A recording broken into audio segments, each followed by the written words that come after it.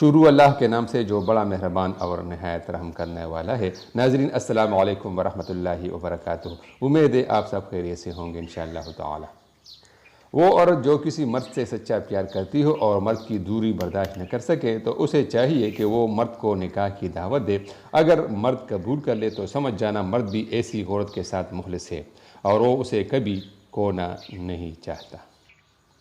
عورت واحد ایسی مخلوق ہے جس پر مرد اگر ظلم زیادتی بھی کر بیٹھے اور دھوکہ بھی دے تب بھی عورت کچھ لمحوں بعد اس کے منانے پر دوبارہ پہلے جیسا یقین کر لیتی ہے زندگی بھر۔ یاد رکھو، عورت کو زبردستی حاصل نہیں کیا جا سکتا۔ اگر حاصل کرنا چاہتے ہو تو اسے عزت دو اور اچھے اخلاق سے گفتگو کیا کرو۔